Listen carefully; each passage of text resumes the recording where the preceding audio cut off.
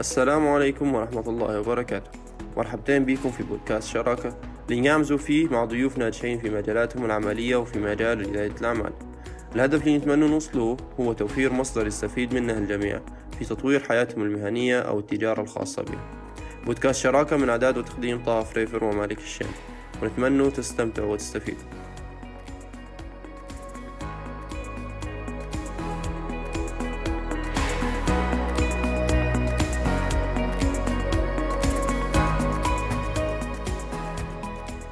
ضيفنا المهندس أنور بوزيني اللي بدأ خدمته من استوديو حوشهم لعند مكون آرت ستوديو، رحلة طولها أكثر من 8 سنوات مليئة بالنجاح والخبرات اللي أي حد يبي ينخرط في مجال الميديا ويكون شركة دعاية وإعلان يبي يعرف عليها أكثر.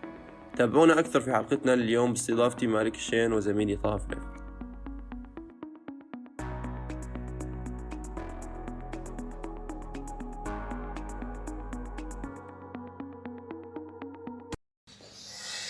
كويس، بداية لو تعطينا مقدمة سريعة من يكون مهندس أنور بوزيني وش المجال التخصص بتاعه؟ بسم الله. بداية نشكركم على الاستضافة في بودكاست شراكة، فكرة جميلة ونتمنى أن تكون فيه العديد من الأفكار لتحفيز الشباب للانخراط في سوق العمل والانخراط في الفشل، لأن الفشل دائما نقوله هو المعلم الأول.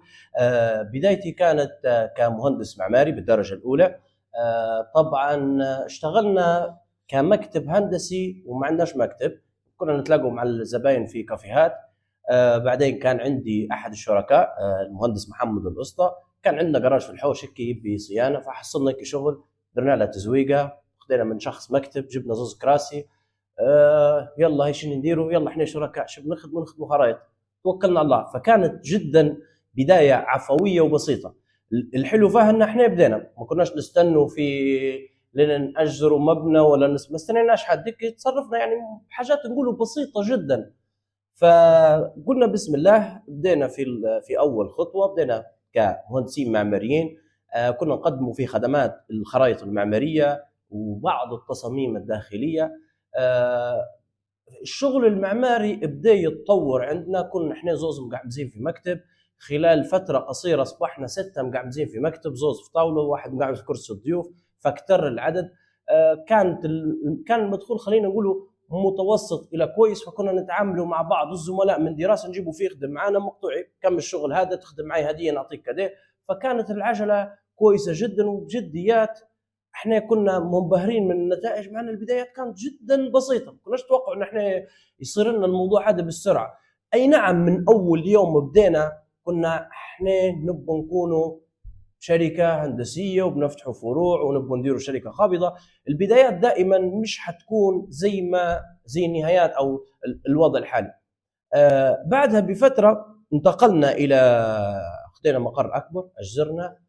كان الايجار 2500 دينار، كانت هيك مخيف الموضوع. احنا كنا في مكتب في الحوش وما فيش يعني عليك اي التزامات، وخصوصا ان احنا كنا في فتره دراسه. تخصص الهندسه المعماريه من التخصصات اللي كانت تاخذ وقت وجهد كبير. توكلنا على الله. يعني لما شاورت اهلي قالوا لي لا خليك في الحوش، شاورت اصحابك لا الايجار والشهر اللي خش طلع وكذا. استشرت شخص صديق لي من الناس اللي دائما يحفز على الشغل، قلت له بنديروا 1 2 3. توكل على الله، قال لي توكلنا على الله. جينا اجرنا المكان وبزال احنا مش مخططين، جينا قسمنا المكاتب، لقينا ان احنا راس مالنا ما يسدش الا ان احنا ناخذ مكتب واحد وزوز كراسي. فقلنا يلا هي زي ما درنا في المكتب هذاك، كنا بكرسيين وبطاوله، طورنا. فنفس الموضوع حطينا بلان ان احنا نتطوروا، حاولنا ان احنا ننوعوا مصادر دخل. وهذه كلمه ان احنا ننوعوا مصادر دخل واحنا كيف حطينا رجلنا في السوق واصبحنا مكتب رسمي، هي اللي خلتنا نميلوا للجانب اللي فيه نقولوا احنا الدعايه والاعلان. فتحنا قاعه خاصه بالتدريب. درنا حاجه هيك نقولوا احنا، كان لما يجينا زبون يطلب في كافي او حاجه نقول له ندير لك شعار. اوكي، كان طبعا اول مره زبون يطلب مني شعار تاع ايه، نعرف الشعارات، لكن مش الحاجه اللي نخدموا فيها، لكن اوكي نقدر نديرها لك. فتحت اليوتيوب، شنو الشعارات، فتحت لينكدين، مني مصممين الجرافيك، بديت تنفتح عيوني على مجال جديد. والراجل قال لي انا ما حصلتش. اوكي شو ما حصلتش؟ انا في صحيح انا في نيد في السوق. قلنا لو كان نخدمه لك، فجربنا كانت جميله. اقل من اسبوع بعت لنا زبون ثاني يبي شعار، بدينا نتعرفوا على المصممين. بعدها بشويه في شخص ثاني لقينا ان في طلب متسارع في المجال هذا، وان في سوق كبير موجود. خلونا نقوله مثلا في شارع النصر منطقه ابو مشماشه، لكن السوق لو نتكلموا على عباره الجوده والفلسفه والتصميم والشركات اللي تبي تطلع بطريقه احترافيه، كان السوق جدا صغير ما فيش هالبناس توفر في الخدمه هذه يعني. يس بالضبط. فهذه كانت البدايه دخولنا للمجال. ما كناش نحسبوها ان احنا خشينا في مجال ثاني ونحن بنحبوه وان حنوصلوا ان احنا واحده من اكبر الشركات، بس كانت بدايه جدا بسيطه. حلو اللي هي اما شركه حاليا تولي بس. كانت البدايه باسم كانت البدايه باسم الدليل الاول، اللي هو كان مخلط الموضوع شويه بين شركه هندسيه واخوي كان يخدم في العقارات، صدرنا لافته. لكن لما انتقلنا واجرنا طلعنا شويه، يعني طبعا الحمد لله يعني الانترنت يعتبر ميزه. طلعنا انك انت لازم يكون عندك اسم ولازم تكون متخصص، فاخترنا اسم ارت ستوديو اللي هو استوديو الفن، بحيث ان احنا نبغى نديروا مكان نلموا فيه الناس اللي مهتمه بالمجال بتاعنا، بحيث ان احنا نقدروا نوظفوا ناس نقدروا نتطوروا. فاخذنا الخطوه هذه واطلقنا اسم ارت ستوديو في 2016. طبعا في 2016 انتم بديتوا كارت ستوديو. اللي حكيت لنا عليه قبل كل هذا بتاع كيف بديتوا كشركه هندسه معماريه وتصمموا في خرائط بكي اول شيء، امتى تدوا هذه تقريبا؟ هذه كانت في فتره الدراسه، نتكلموا في رنج 2014 2015. يعني هذا كانت عباره عن ان احنا طلاب السنه الاولى كنا نستقطبوا زي ما قلت لك، ما عندناش مكان نقعمزوا فيه، ففي المقاهي اي حد نتلاقوا معاه في مقهى او في اي مكان، او لا تنجوك احنا في الموقع. كان في بعض الزبائن يقول لك هذا ما عندهوش مكتب يهرب عشان يتصل بيك، فكانت في صعوبات. كانت في مثلا مكتبنا الاول يعني جانا زبون بيصمم فندق، خش للمكان هيك زي علينا، عرفت اللقطه. ما فشلناش، بالعكس هذا الشخص خلانا نمشي وناخذ مكان اكبر. يعني بجديات نشكر الشخص هذا، عرف انه حطمني فكان دافع بجديات. يعني جايك زبون هيك وشغل انت سعيد بيجيك يشبح لك، خلينا نقوله باستنقاص. احنا كنا شباب لكن كانت قدراتنا ممتازه جدا، وكان شغلنا يعني هو لو بعثنا له شغلنا على الواتساب شافه حس انه في شركه كبيره قاعده تخدم في الشغل. لما جاء للواقع يا وين وهي فعلا هي قصدي البدايات الكبيره اللي تو تشوف فيهم حتى امازون ومش عارفين باديه من جراج والجو هذا. فبدايات يعني لو انه ما تخليش الموقف زي هو انت قلت خلي حفزني انا وخليني ندير اكثر. ففعلا العقليه هي مثلا لو الشباب كلها يشتغل بها الثوره هلبة، لان في اللي يديروا له لقطه زي هي يقول انا لازم صغير وفاشل يسكر ويروح، فهمت علي؟ لكن حلو انك استغلت اللقطه هي. لا بجديات انا دائما الالم او الفشل نخلي فيه نعكس في الطاقه بتاعه، نخليه مثلا انه يحفزني. لا اوكي هو اوكي يعني حنولي احسن. فنحب التحديات هذه ومن المحركات الداخليه لي، يعني خلينا نقول.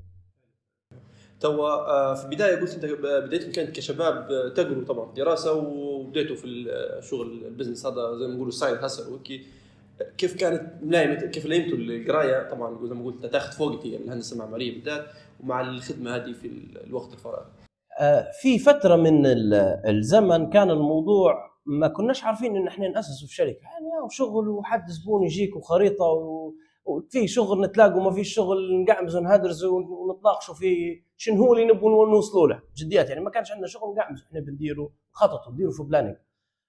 لما كبرنا في السن وبدينا نطلع وبدينا نعرف ان في رياده اعمال ونقروا، لقينا ان انت كشاب خطط بجديات. لازم انك انت واحده من خطواتك حتى ما بديتش خطط، ارسم بلان لنفسك مهما كان بسيط، حيجي يوم وحتعرف انك انت اللي كنت تكتب فيه على ورقه وبيرو حيصبح واقع. فالخطوه الاولى انك انت تخطط.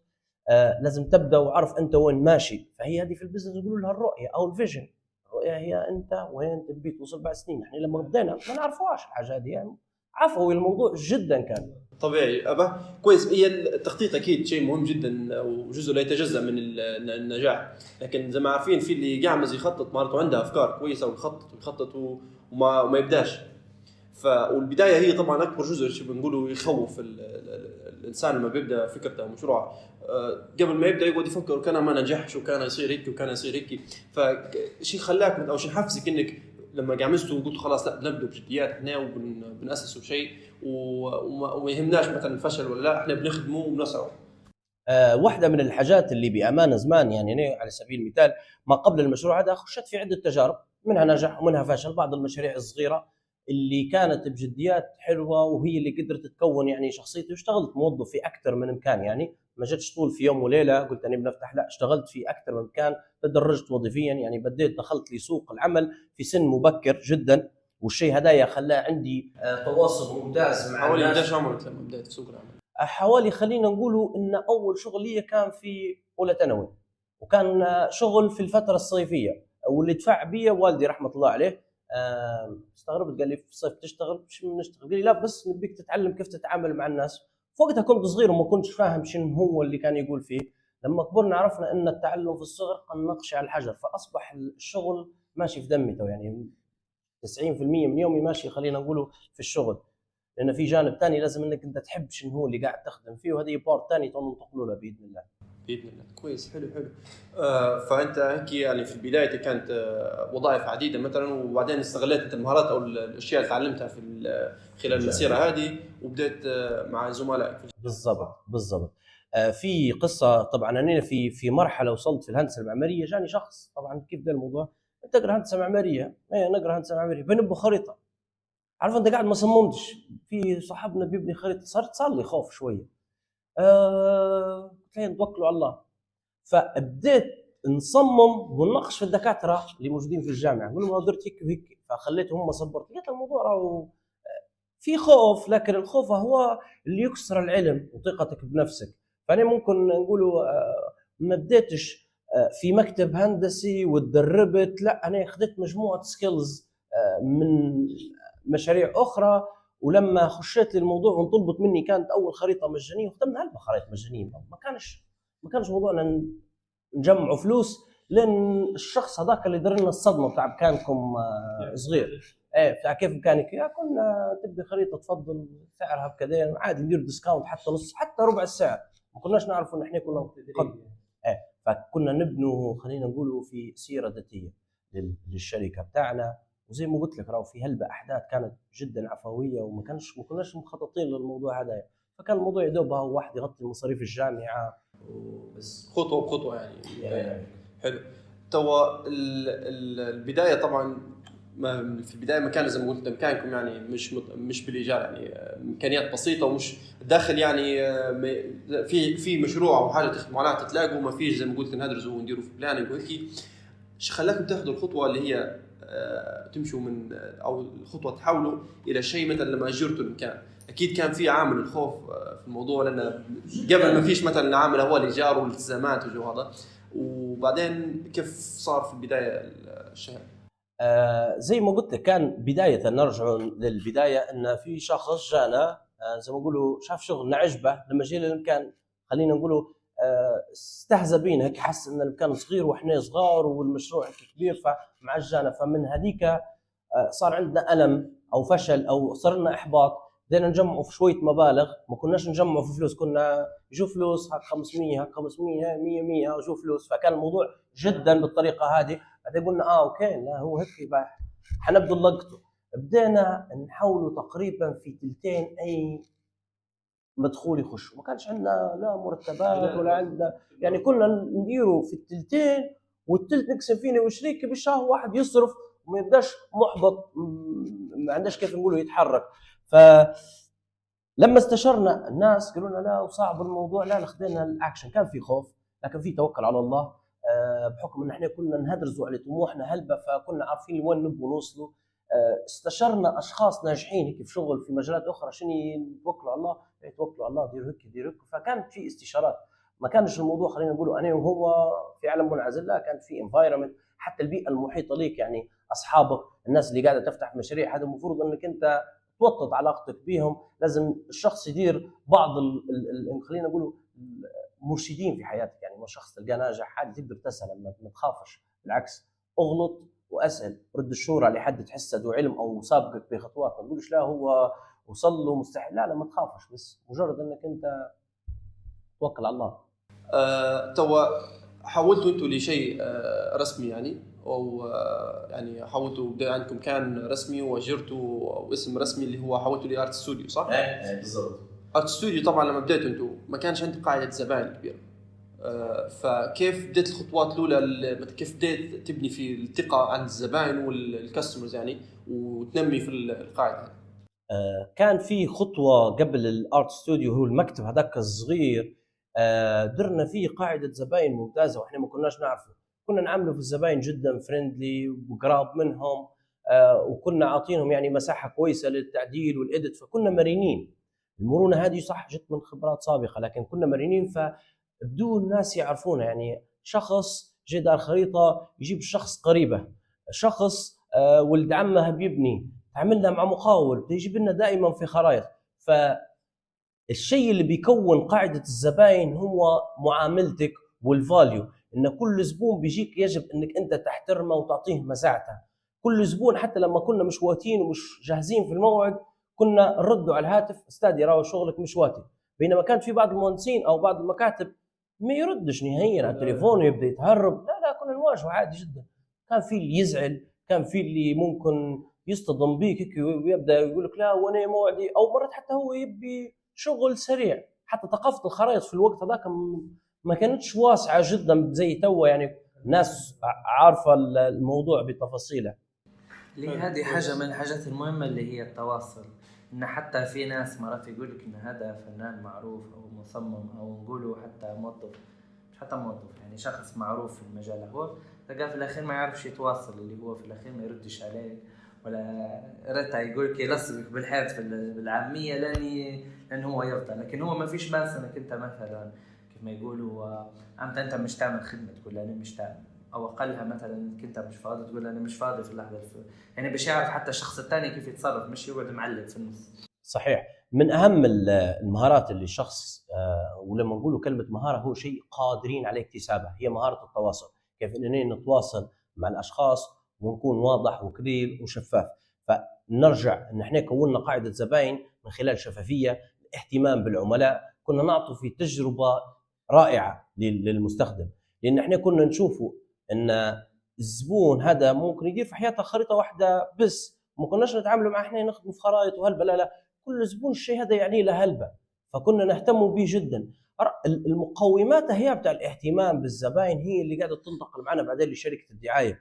كل صاحب بزنس نعامله في المشروع بتاعه زي ولده الصغير، فكنا نهتم بالتفاصيل ونبادروا ونقترحوا ونقدموا في بعض النصائح للمشاريع. خلينا نقولوا ان في خطوط عريضه في اي مشروع ممكن انت تديرها، هي خلينا نقولوا مقومات النجاح، يعني انك انت تهتم بالعملاء بتاعك. هذه قاعده تقدر تطبقها في اي مجال مهما كان صغير، سواء كان في قطاع خدمي او قطاع تجاري. تجربه المستخدم لما يوصل فيك الزبون وانت قاعد تتعامل معه، كل ما تكون بروفيشنال وتعطيه اهتمام اكثر حيكون الموضوع ممتاز. ما بعد البيع، لو جينا في بارة الخرائط، كان الزبون ياخذ الخريطه بيطبقها يلقى شيء ما يعرفش ينفذه، يتصل بينا نولعوا في سيارتنا ونمشوا له، فكان يشوف فيه مصداقيه، خلصوا علاش قاعدين يجوني هم. لا هذا ما بعد البيع. الشخص هذا اللي مشيت لما يجي طامع في فلوسه، يعني طامع في انه هو ياخذ تجربه متكامله، كان هو اللي يجيب لي في الزبون اللي بعده. هذا هو كل شخص يعرف مينيموم في حياته 250 شخص، وافضل تزكيه الشخص اللي جربك. نفس التجربه انتقلت معنا للدعايه. كنا لما يجينا مشروع صغير او متوسط او كبير نهتم به ونمشوا له ونحلوا معه في المشاكل ونسمعه كويس. صحيح. كويس. والنقطه هذه مهمه هلبة، لان بدايه في هلبة ناس تبدا اصلا مشروع وكي اخطر الفلوس، ويبدو مثلا مشروع التركيز الاول بتاعه مش انه يوفر خدمه جوده اللي تحكي بها انت، موضوع انه كيف يبدا يخش عليه يدخل بسرعه، واول زي ما قلت اول ما ياخذ فلوسه ما عادش يرد عليك. فشيء جميل حق ان العقليه هذه اللي قاعدوا تخدموا بها انتم فتره من الفترات الاولى. تو انت حكيت لنا كيف القاعده الزبائن اللي بنيتها هي كل حد يحكي لحد، زي ما قلت انت زبون يجيب زبون. شو كان عندكم دور السوشيال ميديا او تزكيه زي ما نقول احنا تسوق لنفسك على السوشيال ميديا؟ امتى خش الموضوع هذا مثلا درتوا السوشيال ميديا وبديتوا تنزلوا يعني الاعلانات وهيك؟ حلو. من المواضيع اللي كانت جدا مبكره، نحن بدينا في السوشيال ميديا. اسسنا من المكتب الصغير هذاك اللي كنا مديرين صفحه باسم المكتب الاول والدليل.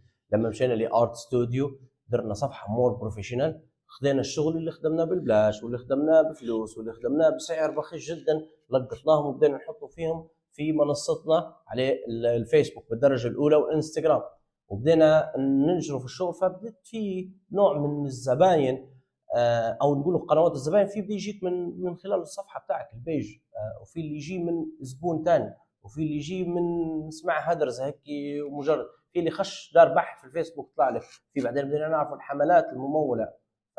فتطور الموضوع خلينا نقول خذينا اورجانيك هيك نمو طبيعي خطوه بخطوه، وقعدنا نتعرفوا على الخطوات، وهذه حاجه كويسه ومش كويسه. في بعض الناس ممكن تقدر تاخذ الطريق القصير انه يقرا اكثر على رياده الاعمال، يقرا كيف ياسس مشروعه، ياخذ شويه على البارت التسويق، ياخذ شويه على الاداره الماليه. لا، احنا الرحله هي اللي قاعده تتعلم بينا. فعلا هي الرحله شبه احسن معلم بالضبط. ممكن تختصر على روحك الطريق شويه، لكن مستحيل انك تتجنب ان الاخطاء التعلم بعد طريق الخطا. صحيح، الخطا لما توقع فيه مش مستحيل تنساه، زي لما يحكيوا لك شخص ثاني. ففعلا الخطا والفشل هم افضل معلمين، لكن الفشل هو بالدرجه الاولى لانه ممكن يحرك فيك عواطف ويحفزك اكثر لو انك انت عرفت تستغل الاحباط اللي عندك. وفي ناس يعني لما اصيبت باحباط سكر موضوعه وانتهى. ف احيانا لازم ان احنا نعرف نقيس الفشل، مش معناها افشل معناها انت ماشي صح، لا، احيانا ننسحب، يعني مرات ندير في شيء غلط، راجع حساباتك صح. هو تو انت صح ذكرت على التسويق بتاع الارت ستوديو كيف بديته كصفحه سوشيال ميديا، صح. انا نبي ننتقل من التركيز على التسويق على او كيف ما نقول الترويج لارت ستوديو نفسها، لبناء ارت ستوديو كيف قدرت تبنيه من البدايه. نبي نعرف على اهميه الفريق وكيف كأنور يعني بحد ذاته كمدير للشركه كيف قدر انه هو يختار الموظفين اللي موجودين في الشركه، يعني كيف قدر يعير الاحتياجات نتاعت الارت ستوديو وشنو الاهميه نتاع كل واحد فيهم يعني. طبعا احنا تو بنبدا من المرحله هذه نتكلم على المجال الدعايه والاعلان، ان احنا بدينا فعليا نكونه في فريق. كنا طبعا بعد ما خشينا خدينا مراحل، بدينا عرفنا الشعار، عرفنا ان في تسويق على السوشيال ميديا، بدينا نقرأ على الموضوع، نتابعه في شركات في السوق المحلي، ما لقيناش شركات قويه او مثل يقتضى به، طلعنا على المستوى العربي، بدينا نشوف ونبحثوا شنو الشركات شنو نقدم. كان عندنا شيء ناقص اللي هو النولج، لازم المعرفه خلينا نقوله باللغه العربيه. فبدينا نقرأ على الماركتينج، على التسويق، كورسات على يوديمي، في بعض الكورسات كانت مدفوعه. فبدينا نطور في انفسنا بطريقه ثابته ومستمره، يعني كل يوم كنا مواكبين الموضوع. بعد الفتره هذه بدينا عندنا مقدره ان احنا نديروا هوك ونجيبوا زباين في مجالات اخرى، ما عادش ولا الموضوع مجرد شعار او هويه. فتحنا قسم خاص بالتسويق الالكتروني، لقينا ما فيش بزنس في ليبيا ما يبيش انه هو يكون عنده تسويق الكتروني ومنصه احترافيه. فهي قسم التسويق الالكتروني شنو يبي تيم. احنا بدينا نبحثوا على التيم. كان في شح اساسا في خلينا نقولوا كاتب محتوى في الوقت هذاك، كان في شح، فكنا نجيبوا في ناس ونتعلموا مع بعضنا.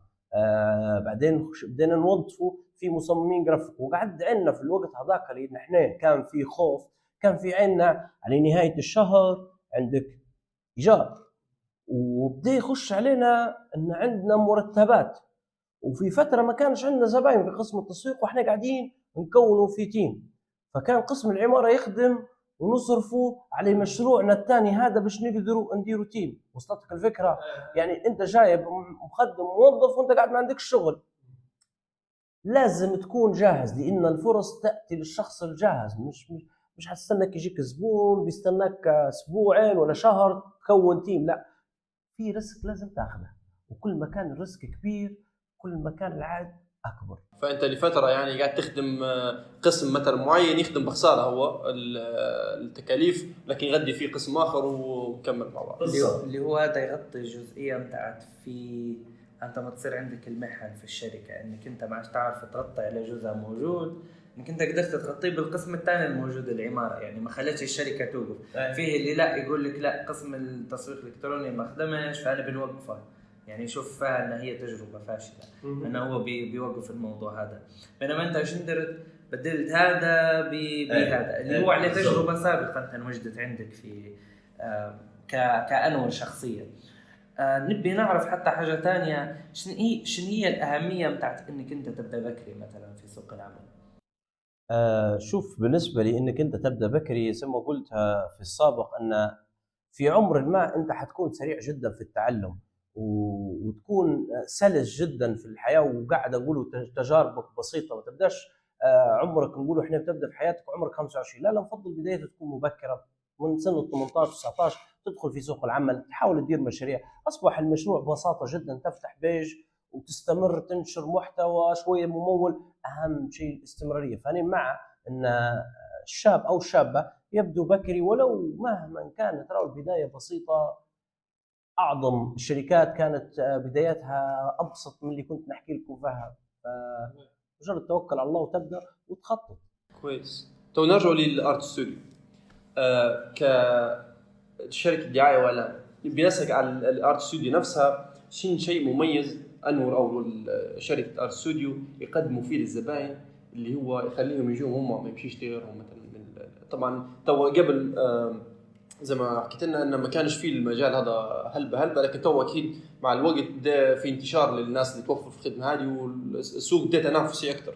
فشين يخليك انت متميز بالمنافسه؟ شوف، بالنسبه للتميز خلينا كنا نحاولوا زي ما قلت لك، كانت تجربه ان احنا نسمع للزبون كويس، نعرفوا شنو طلب الزبون وشنو طلب البزنس.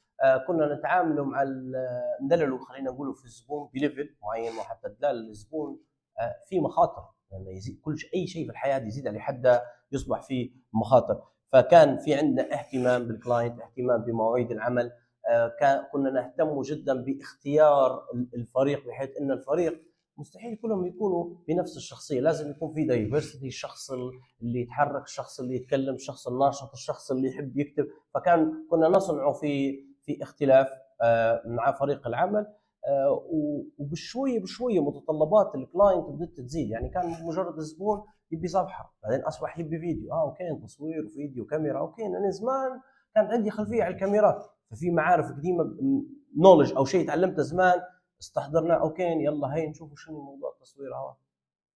جربنا، كنا مجربين، شرينا كاميرا ممكن بسيطه جدا بمبلغ بسيط، درنا بروفا، جربنا، طلعنا بنتائج حلوه.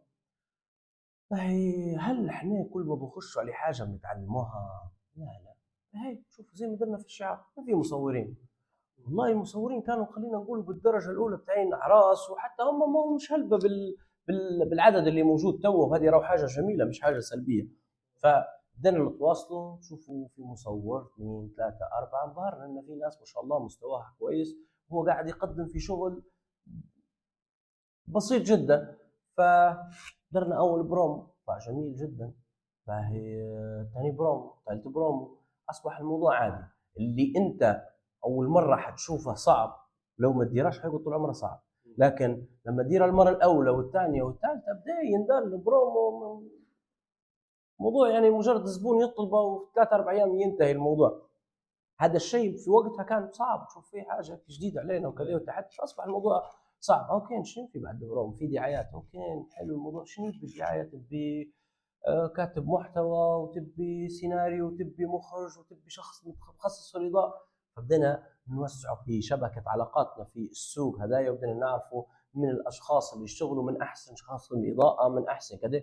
فمعرفه السوق اللي انت فيه مهمه جدا في اي تخصص، ومعرفه الناس اللي انت تشتغل في السوق حاجه كويسه جدا، وتزيد تقوي من النشاط التجاري. بتوا طبعا شفنا التطور اللي صار في المجال هذا من البدايه، ولما بديتوا انتوا ووقتها لتوا، شو نشوف المستقبل المجال هذا في ليبيا وين ماشي نشوف فيه؟ والله بامانه المجال ماشي بتطور كبير في ليبيا، وبامانه نفتخر بعدد الشركات اللي زاد وزاد بعدد كبير، ونفتخر حتى بالشباب الجدد اللي قاعدين يفتحوا في مشاريع، وتسمع بشركات للاسف بعضها تسكر. الموضوع هذا حاجه طبيعيه جدا، وبالعكس نشوف فيه انا التنافس هدايا حافز لي انني نزيد نقوي نفسي، لانك انت كان ما طورتش من نفسك حتنتهي. فتحدي جميل للي يبي ياخذ التحدي، اما اللي يتوقع انه هو بيفتح مؤسسه وبيولي مدير وبيرقد، هذا نقول له ما تفكرش فيه الموضوع هذا. بالعكس انت لو تفتح مشروع فانت حتكون اكثر شخص يشتغل. خلينا نتكلموا عن الناس اللي تبي تبدا بدايات بسيطه، مش الشخص اللي عنده فلوس او وارد او في حد بيعطيه او بيدعم براس مال. فمعناه احنا لو نتكلموا ما فيش حد نقولوا وصل لي رقم كبير من الصفر، شيء خيالي او شيء علمي. لا بالعكس، ابدا استمر، حيصير لك تراكم معرفي، مع الوقت حيصير لك تراكم في المعارف، في الشبكات، الكلاينت، الزباين، اعرف تستغل وتوظف كل شيء في الوقت المناسب بس، وباذن الله حتمشي الامور كويسه. طيب في حاجة تانية، هذا يرفعنا لسؤال تاني. كيف انت تشوف كأنور بوزعينين الدعاية والإعلان مأثر على الثقافة الموجودة في ليبيا؟ او العكس؟ او ممتاز، وزي ما قال السيد مالك، وهو الزوز ياثروا على بعض. يعني احنا مثلا على سبيل المثال نرى في بعض الاعلانات تطلع ترند وتصبح فيها جمل خشت في حياتنا اليوميه، وبعض الاعلانات تاخذ في جمل يوميه نتعامل معها فيها علاقه وطيده، حاجه كيف حاجه هذا ياخذ من هذا وهذا ياخذ من هذا. يعني زي ما قلت لك هم حاجتين يضيفوا لبعض، فالموضوع مكمل. يعني الاعلانات في النهاية أنت لما بتدير إعلان بتديره بلغة البشر اللي يطلقوه، فبتاخذ من كلماتهم واللايف ستايل بتاعهم، وفي نفس الوقت الناس مرات يعجبهم نص أو سكريبت أو فكاهة انقالت تولي في لسان الناس، فالموضوع مكمل لبعض.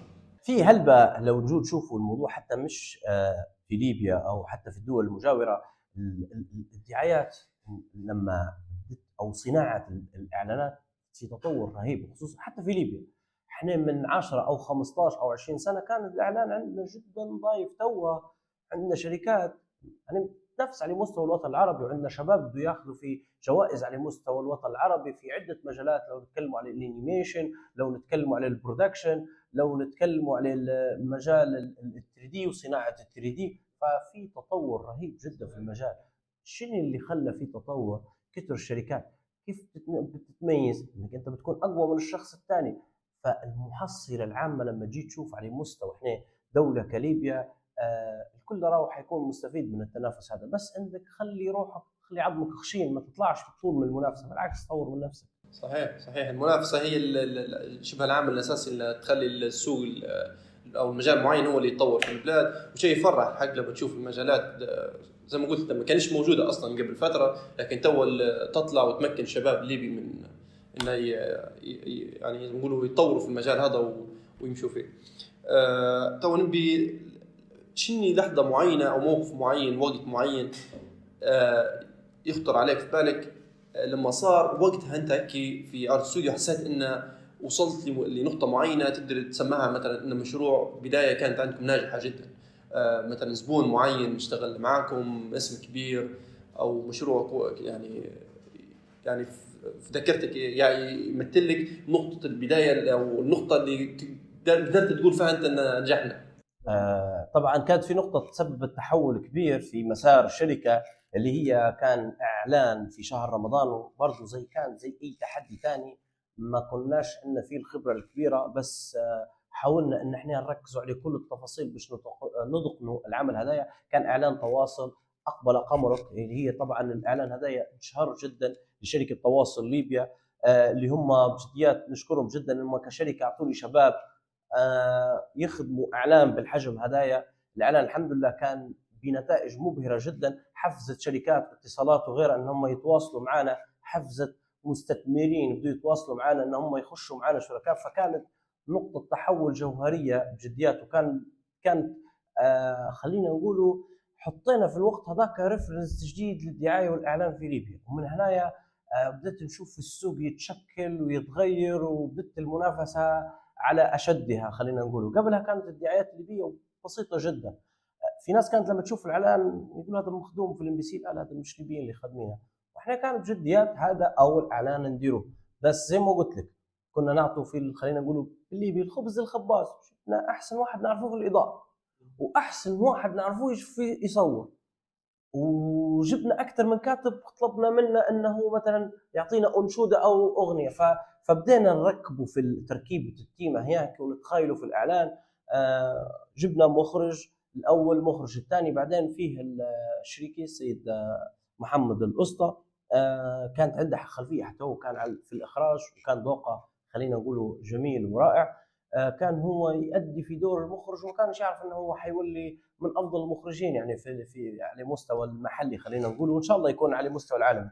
فزي ما قلت لك الصعوبات والتحديات هي اللي ترسم لك حياتك، لكن لو انت بتقعمس في مكانك مش حيصير شيء.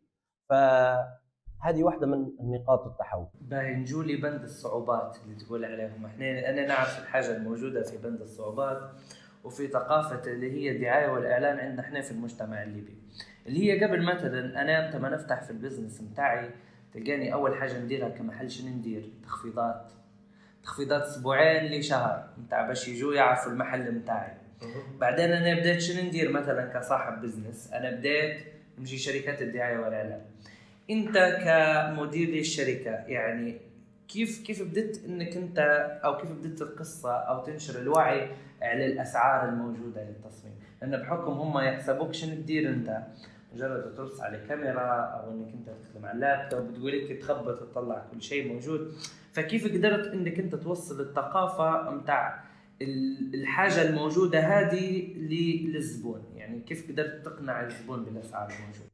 جميل، سؤالك رائع جدا. طبعا زي اي شيء في الحياه يتطور، حتى الكلاينت والزباين يتطوروا. يعني كان من الصعب جدا من 7 سنين او من 5 سنين تقنع زبون بقيمه انك انت بدي له شعار. اصبح تو متعارف ان اسعار الشعارات تتراوح مثلا خلينا نقول من 500 دينار اللي هو او للمشاريع الصغيره او المتوسطه، في ارخص ما بيش كل واحد يحط سعر، هذا جانب ثاني.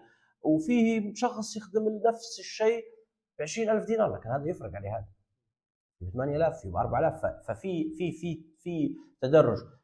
اللي خلى الزبون في من خلينا نقوله من قبل 10 سنوات كان مجال التسويق ضعيف جدا وتو اصبح قوي، ان حتى في المجالات الاخرى تجار او الشركات الاخرى تتبع في بعض. هذاك دار صفحه فانا لازم ندير صفحه، هذاك ركز بده يصرف في اعلانات مولى فحتى انا بدير اعلانات مولى، هذاك نشرف الصفحه الفلانيه بقيمه او كان. فحتى في شركات اخرى خشت وبدت تدير في ماركتينج وهي مش عارفه انه تدير في ماركتينج، هي كانت تتبع في السوق. مجرد ان هذاك دار ندير زيه، لا يدي نبي ندير احسن، هو دار الصفحه انا بدير في 4. فهذا حتى اصحاب المشاريع اللي خلينا نقول متوسطه الحجم وبدت تكبر تولي شركات كبيره، بدا عندهم ايمان باهميه التسويق. الانترنت بده يفهم ان التسويق مهم جدا. فمن النقطه هذه التطور اللي صاير في السوق والمنافسه في المجالات الاخرى خلت اغلب الشركات يدوروا عليه شريك اعلامي، او خلينا نقوله بالليبي حد يشد له الصفحه بتاعته. يعني مثلا نقولوا ماركتينج استراتيجي، لا في اللي هيك بالمصطلح قاعد يدور في شخص يشد له الصفحه بتاعته، انني يقول له نبي مين ينزل لي ويدير لي اعلانات مموله. الشخص هو اللي كان يقول لي بنشد لي الصفحه، تلقاه بعد سنوات لو تعامل مع الشخص الصحيح اتعلم وبدا يقول ماركتينج وبوست، حتلقاه فهم الموضوع من تجربه، ما قعدش يقول لا انا ما اخش على التسويق. بينما بعض الشركات يجوني تو يقول لي نبي ندير صفحه واحنا كنا رواد السوق واحنا طلعنا من السوق، وانت متاخر كليا. لكن ان تاتي متاخرا خير من الا تاتي.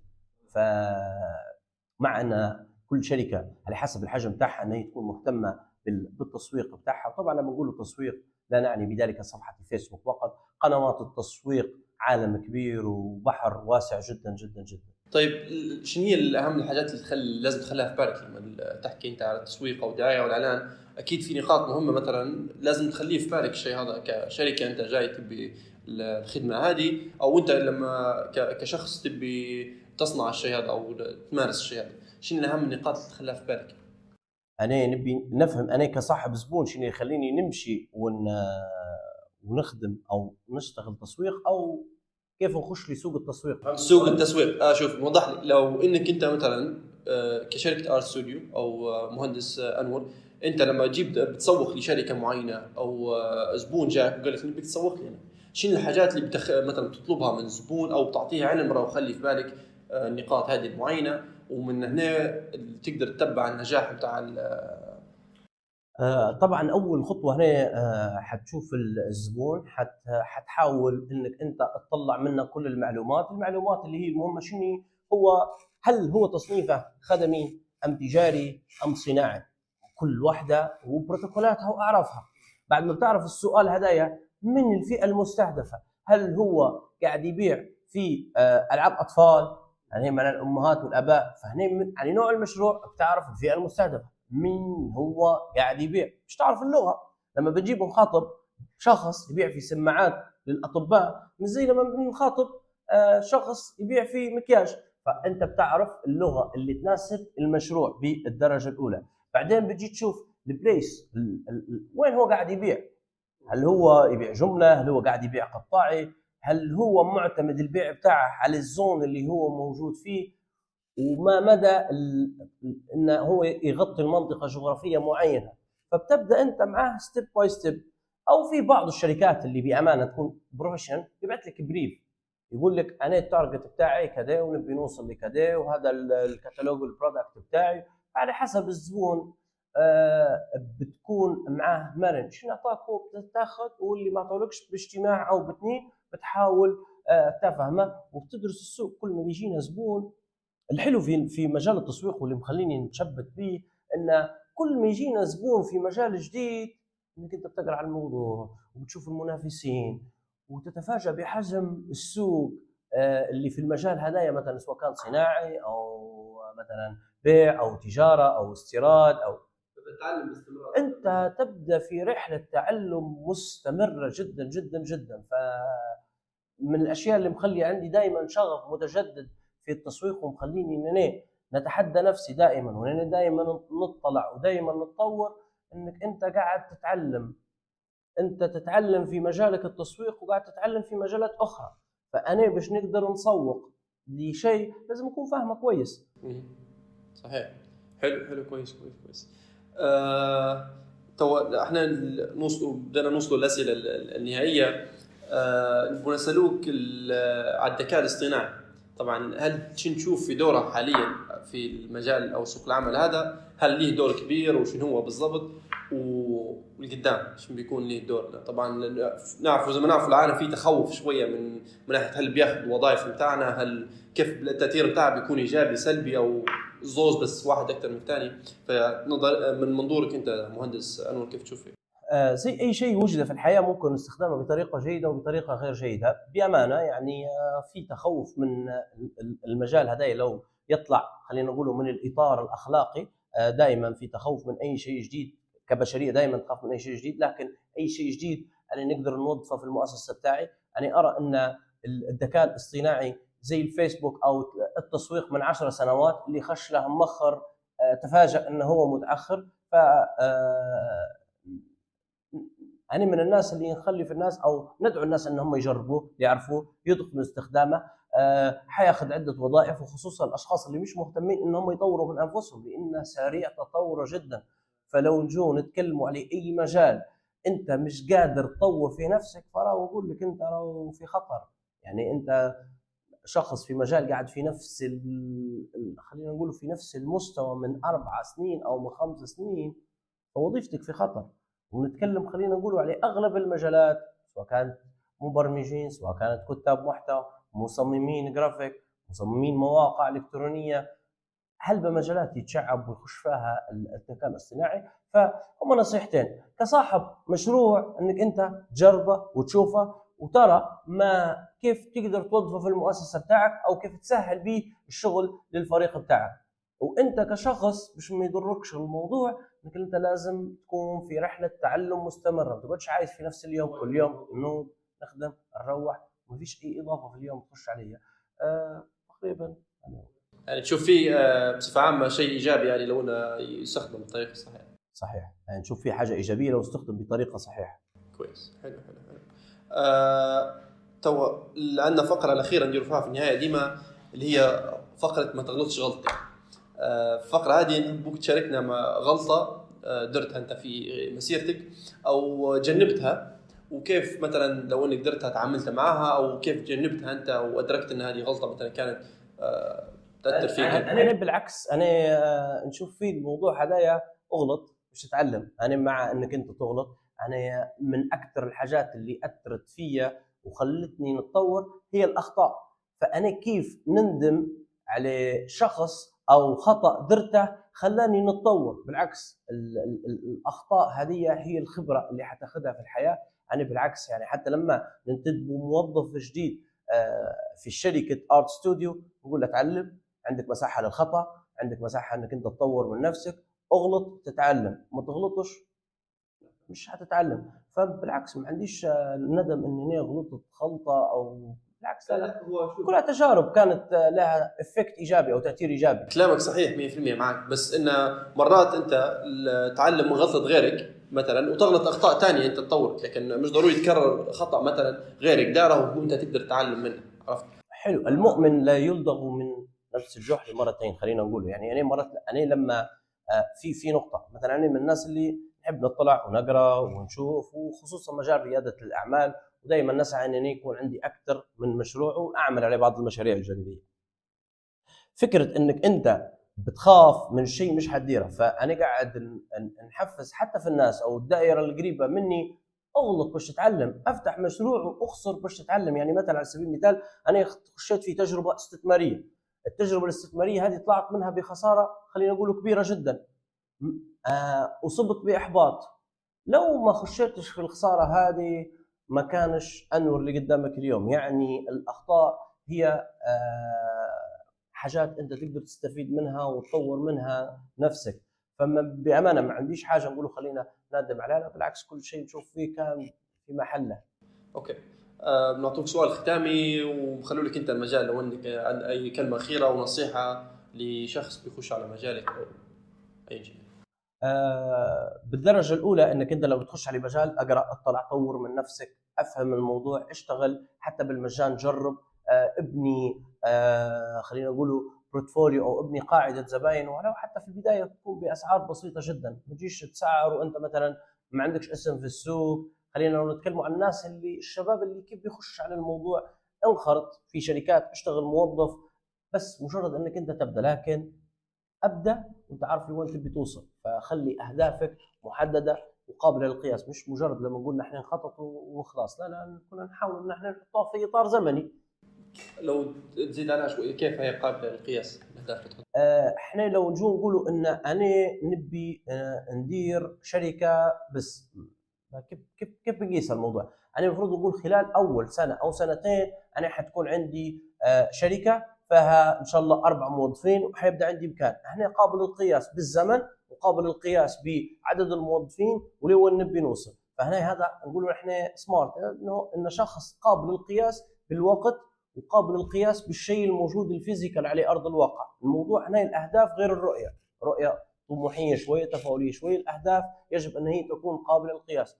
والله نبي ندير هالبفلوس، ماهوش هدف هدايا، او نبي اكبر شركه، اوكي، يعني لازم يكون الموضوع قابل للقياس.